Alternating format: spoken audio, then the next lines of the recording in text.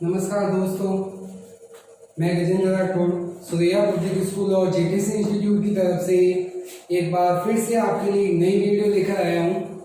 पिछली वीडियो में मैंने आपको जनन तंत्र में भी नर जनन तंत्र के बारे में आपको अवगत कराया था। आज मैं आपको मादा जनन तंत्र की संरचना और मादा जनन तंत्र की जो क्रियाविधि यानी कैसे वो फंक्शन करता है उसके बारे में आपको बताता हूँ। तो ध्यान से सुनिए और साथ ही साथ नोट डाउन करते रहिए। आइए देखते हैं। अब अपना जो मादा जनन तंत्र है यानी फीमेल रिप्रोडक्टिव सिस्टम है वो भी दो भागों से मिलकर बना होता है। ठीक है, दो भागों से मिलकर बना होता है। सॉरी, जो पहला है वो है प्राथमिक लैंगिक अंग। मेल की भांति इसमें दोनों भाग है। पहला क्या है? प्राथमिक लैंगिक अंग, और जो दूसरा है वो है द्वितीयक या सहायक लैंगिक अंग। सबसे पहले अपन बात करते हैं प्राथमिक लैंगिक अंग की। मादाओं में प्राथमिक लैंगिक अंग के तौर पर एक जोड़ी अंडा से पाए जाते हैं। क्या पाए जाते हैं? एक जोड़ी अंडा से। जिस प्रकार मेल के अंदर प्राथमिक लैंगिक अंग के तौर पर मैंने आपको बताया था एक जोड़ी वृषण पाए जाते हैं, उसी प्रकार मादाओं में प्राथमिक लैंगिक अंग के तौर पर एक जोड़ी अंडा से पाए जाते हैं। ये अंडा से गोलाकार बाउल शेप स्ट्रक्चर होते हैं जो डार्किश ब्राउन या गहरे भूरे रंग के होते हैं। ठीक है, इन अंडाशय के दो कार्य है। जिस प्रकार वृषण के दो कार्य थे उसी प्रकार अंडाशय के दो कार्य है। पहला कार्य क्या है उसका? अंडाणु निर्माण। क्या कार्य है उसका? पहला अंडाणु निर्माण। जिस प्रकार वृषण का शुक्राणु निर्माण उसी प्रकार इसका पहला कार्य क्या है? अंडाणु निर्माण। और इसका दूसरा कार्य क्या है? मादा जनन हार्मोन का स्राव करना। किसका? मादा जनन हार्मोन का स्राव। नर के बाकी इसके भी दो कार्य है, पहला है अंडाणु निर्माण और दूसरा मादा जनन हार्मोन। अब यहाँ पर ध्यान देने योग्य बात यह है कि नर के अंदर वृषण का जो दूसरा कार्य था वो क्या था? नर जनन हार्मोन, और वो सिर्फ एक ही था, टेस्टोस्टेरोन। अब यहाँ पर जो मादा जनन हार्मोन है वो दो है, जिसमें पहला क्या है? एस्ट्रोजन। क्या है? एस्ट्रोजन। और दूसरा जो है वो है प्रोजेस्टेरोन। क्या है? प्रोजेस्टेरोन। यानी ये दोनों हार्मोन ही फीमेल के अंदर लैंगिक परिपक्वता को सुनिश्चित करते हैं और उसे जनन करने के लिए सुगम व सरल बनाते हैं या उसे जनन करने के लिए उत्तम बनाते हैं।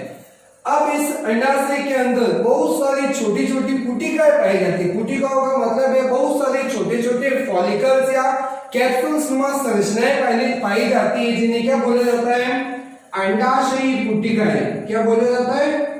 अंडाशयी कुटिकाएं यानी ओवेरियन फॉलिकल। ये अंडाशयी कुटिकाएं ही धीरे धीरे परिवर्तित या आगे चेंज होकर बदलकर किसका फॉर्मेशन करती है? अंडाणु का। किसका फॉर्मेशन करती है?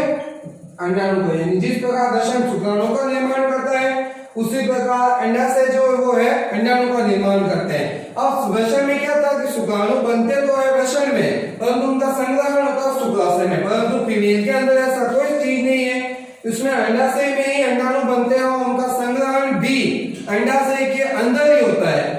अब चूंकि मेल के अंदर शुक्राणु मिलियन से भी मिलियन मात्रा में पाए जाते हैं, परंतु फीमेल के अंदर हर मंथ में एक अंडाणु का फॉर्मेशन होता है।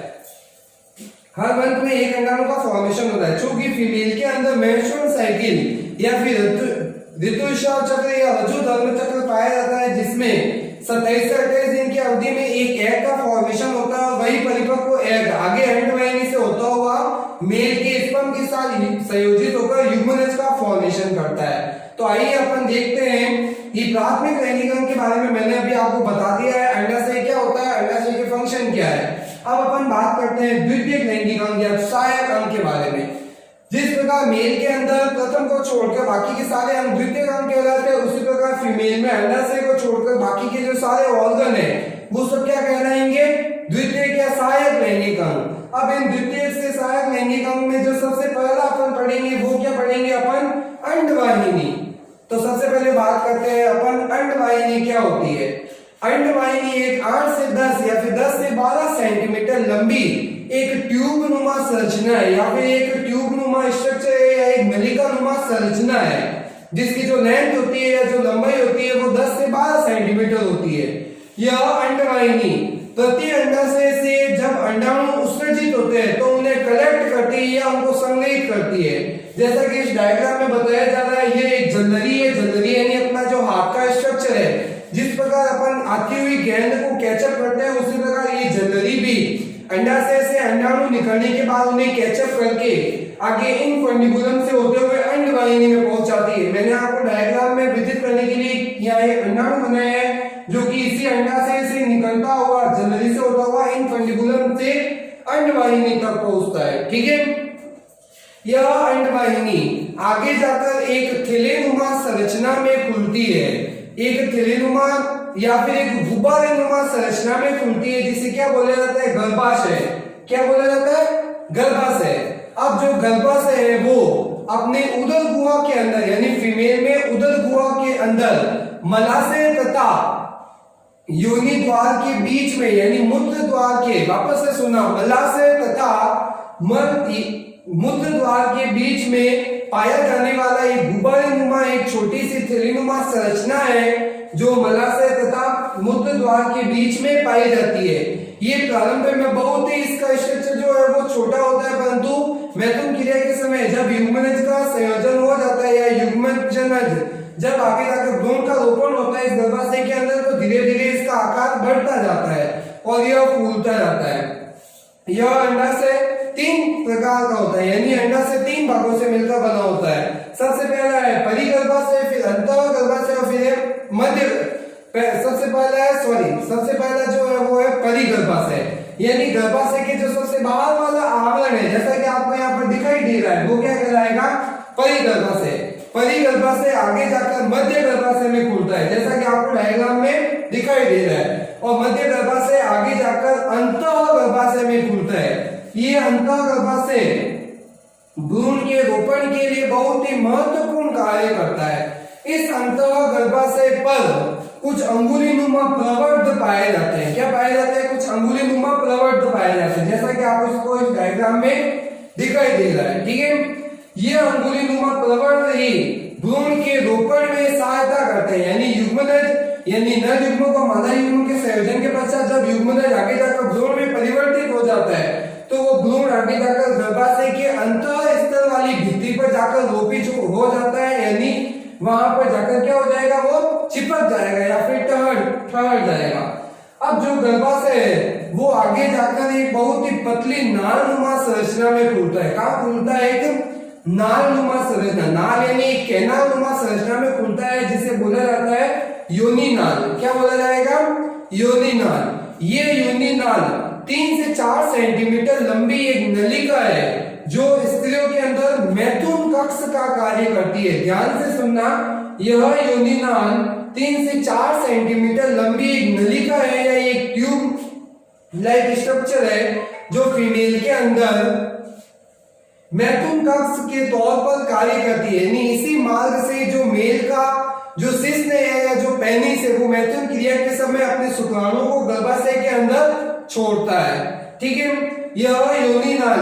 अब चूंकि इस योनि नाल का जो माध्यम होता है यानी इसका जो मीडियम है, इसकी जो प्रकृति होती है वो कैसी होती है? अम्लीय होती है। कैसी होगी? अम्लीय। अब ये अम्लीय क्यों है? क्योंकि इस योनि के अंदर लैक्टोबैसिलस नामक जीवाणु पाया जाता है। क्या पाया जाता है? लैक्टोबैसिलस नामक जीवाणु पाया जाता है, इसलिए इसका जो माध्यम है इसकी जो प्रकृति है वो कैसी होगी? अम्लीय होगी। यह योनि नाल आगे जाकर ग्रीवा नाल में खुलती है और ग्रीवा नाल ही वह है जहां से मूत्र फीमेल के अंदर मूत्र का निष्कर्षण होता है। ठीक है, अब मैं आपको जो बताने जा रहा हूं वो बताने जा रहा हूं एग और स्पर्म का संयोजन कैसे होता है यानी किस प्रकार किसी बच्चे का जो वो है निर्माण कैसे होगा फीमेल के अंदर, यानी मेल से किस प्रकार स्पर्म निकलते हैं और किस प्रकार वो फीमेल के एग के साथ जाकर संयोजित होते हैं या किस प्रकार उसके साथ जुड़कर बच्चे का निर्माण करते हैं। तो आइए देखिए और ध्यानपूर्वक सुनिए। सबसे पहले मेल के पेनिस के थ्रू या शिश्न के थ्रू मादा के मैथुन क्रिया के समय मादा के योनि वाले द्वार से शुक्राणुओं को गर्भाशय के अंदर छोड़ा जाता है। कहाँ छोड़ा जाता है? शुक्राणुओं को गर्भाशय के अंदर छोड़ा जाता है। अब उस शुक्राणु जो है वो एक सीमन के अंदर कलेक्ट करते हैं, यानी एक सीमन के अंदर लगभग मिलियन से भी ज्यादा शुक्राणुओं की संख्या होती है। ये मिलियन से भी ज्यादा शुक्राणु फीमेल की योनि के अंदर त्याग दिए जाते हैं या निष्कासित कर दिए जाते हैं। अब जैसे कि सभी को विदित है, एक से मिलियन से भी मिलियन शुक्राणु जो है वो एक के साथ तो संयोजित हो नहीं पाते। उनमें से जो सबसे पावरफुल शुक्राणु होगा वो ही आगे इस प्रतिस्पर्धा की लड़ाई में आगे जाएगा। यानी सभी शुक्राणुओं में जो शुक्राणु ज्यादा बलशाली या जो शक्तिशाली होगा वो ही आगे जाकर एक के साथ संयोजित होकर युग्मनज का निर्माण करेगा। तो आइए अपन देखते हैं वो किस प्रकार होता है। अब चूंकि मैंने आपको बताया था योनि नाल का जो माध्यम है वो अम्लीय होता है, और ये जो अम्लीय माध्यम है वो शुक्राणुओं के लिए हानिकारक होता है। यानी इतने सारे शुक्राणुओं में से कुछ शुक्राणु तो इस योनि नाल से होते हुए वो मर जाते हैं। यानी अब जो शुक्राणुओं की मिलियन वाली संख्या है वो लाखों तक पहुंच जाती है, यानी वो कम हो जाती है। कम होने का कारण क्या है कि योनि नाल का अम्लीय होना, क्योंकि अम्लीय माध्यम जो है वो शुक्राणुओं के जीवन के लिए हानिकारक होता है, जिससे जो शुक्राणु है उसकी मृत्यु हो जाएगी। अब कुछ शुक्राणु योनि नाल से आते हुए गर्भाशय तक पहुंच जाते हैं। गर्भाशय तक पहुंचने के बाद उनमें और प्रतिस्पर्धा होती है, जिससे उनमें आपसे टकराव के कारण कुछ शुक्राणु और अपराशित होकर और संख्या कम हो जाएगी, यानी वो हजारों में पहुंच जाएगी। हजारों में भी वो आगे जाते हुए और प्रतिस्पर्धा होगी और शक्तिशाली जो होगा वो आगे जाएगा, और उसे प्रकार करके वो उनकी संख्या बहुत ही कम हो जाती है, यानी लगभग 100 से 200 तक उनकी संख्या पहुंच जाती है। अब इस क्रम तक आते हुए वो शुक्राणु गर्भाशय में पहुंच जाते हैं, यानी जो शक्तिशाली शुक्राणु है वो हमेशा आगे रहेगा। अब अंडाशय से फीमेल के अंदर मासिक चक्र यानी गर्भधारण के चक्र के 50-27 से 28 दिन की अवधि में अंडाणु का निष्कर्षण होता है। यह अंडाणु जल्दी से कैच करता हुआ आगे अंडवाहिनी पर जाएगा। अंडवाहिनी के अंदर क्या रहेगा? एक अंडाणु रहता है। अब जो फीमेल की योनि से जो शुक्राणु प्रवेश किया था वो इस जैसा कि देखो मैं आपको इस डायग्राम के अंदर आपको बनाकर बता रहा हूं। ये मैंने आपको यहाँ पर बहुत सारे शुक्राणु बताए, ठीक है। यानी ये शुक्राणु जो है अब यहाँ आगे जा रहे हैं। कहाँ जा रहे हैं? इस अंडाणु तक पहुंचने के लिए। अब सारे शुक्राणु तो अंडाणु तक पहुंचने के लिए जा नहीं सकते, परंतु जो ज्यादा शक्तिशाली शुक्राणु होगा या जो ज्यादा ताकतवर या ज्यादा न्यूट्रिशन वाला पोषण वाला शुक्राणु होगा वो ही जल्दी से इस अंडाणु तक पहुंचेगा। यानी अब ये वाला जो शुक्राणु है वो आगे पहुंचकर इसके पास भेदित हो जाता है। अब मैं जो इसका विस्तृत डायग्राम है वो मैं आपको यहाँ पर बना रहा हूँ, ठीक है। यानी ये वाला क्या है? अंडाशय या ओवेरियन फॉलिकल है या अंडाशय पुटिका है, और ये बहुत सारे जो शुक्राणु है वो इसको भेदने के लिए आ रहे हैं, यानी अब इसके साथ संयोजित होने के लिए वो शुक्राणु जो है वो आ रहे हैं। दोस्तों इस डायग्राम को गौर से देखना, ये बहुत ही इंपॉर्टेंट चीज है, ठीक है। यानी ये क्या शुक्राणु बनाया है, मैंने अंडाणु बनाया और ये बहुत सारे शुक्राणु उस अंडाणु को भेदने के लिए तैयार है। परंतु अगर आपने यह ध्यान से देखा होगा तो बहुत सारे शुक्राणु तो बनाए हैं, परंतु मैंने भेदने के लिए सिर्फ एक शुक्राणु ही बनाया है। यानी ये वाला जो शुक्राणु है वो ज्यादा पावरफुल है, ज्यादा शक्तिशाली और ज्यादा न्यूट्रिशन वाला या पोषण वाला है, जो फीमेल के एग को भेदता है। अब यहाँ पर एक नंबर की आपकी डेफिनेशन आती है काफी बार, निषेचन को परिभाषित कीजिए। तो निषेचन की क्रिया में क्या होता है कि नर द्वारा छोड़े गए शुक्राणु का मादा के अंडाणु के साथ संयोजन होने की जो क्रिया है वो क्या कहलाएगी? निषेचन कहलाएगी। यानी निषेचन क्रिया के फलस्वरूप ही आगे जाकर युग्मनज का निर्माण होता है, और वही युग्मनज आगे जाकर भ्रूण का निर्माण करेगा। किसका निर्माण करेगा? भ्रूण का निर्माण करेगा। यानी अब यहाँ पर ये युग्मनज की क्रिया पूर्ण हो गई है, निषेचन की क्रिया पूर्ण होने के बाद युग्मनज बन गया है। अब सबसे पहले अब मैं आपको यहाँ पर एक जनरल रफ डायग्राम में बता रहा हूं। ये है नर युग्मक, ये क्या है? नर युग्मक, और ये है मादा युग्मक। दोनों ने आपस में क्या किया है? निषेचन किया है। क्या किया है? निषेचन किया है। निषेचन क्रिया के बाद में क्या बना है? युग्मनज। क्या बना है? युग्मनज यानी जाइगोट। यह जाइगोट आगे जाकर किस में बदलेगा? भ्रूण में बदलेगा। किस में बदलेगा? भ्रूण। और भ्रूण ही आगे जाकर किस में बदलता है? बच्चे में या फिर न्यूबॉर्न बेबी के अंदर, यानी नवजात शिशु के अंदर। किसमें बचेगा? नवजात शिशु के अंदर। अब युग्मनज तक जो सारा कार्य है वो अंडवाहिनी के अंदर संपन्न होता है। कहाँ संपन्न होता है? अंडवाहिनी के अंदर। जैसे ही युग्मनज बना 10 से 15 दिन में या 20 से 25 दिन में युग्मनज रोपित कहाँ हो जाता है? गर्भाशय के अंतःभित्ति के ऊपर, यानी अब वो युग्मनज है वो गर्भाशय की अंतःभित्ति पर रोपित हो जाता है। आप सभी को विदित है फीमेल के अंदर जो गर्भाशय काल है, जो बच्चे को जन्म देने के लिए जो पीरियड्स काल होता है वो 9 महीने का होता है। यानी अब धीरे धीरे उस युग्मनज की साइज में वृद्धि होती है, यानी अब धीरे धीरे गर्भाशय फूलता जाता है, ठीक है। और अंत में 9 महीने के बाद जो बच्चा है वो माता की या अपनी माता की योनि नाल के द्वारा या फिर ग्रीवा नाल के द्वारा या योनि नाल के द्वारा होता हुआ वो बाहर जन्म लेता है या फिर नई दुनिया को देखता है।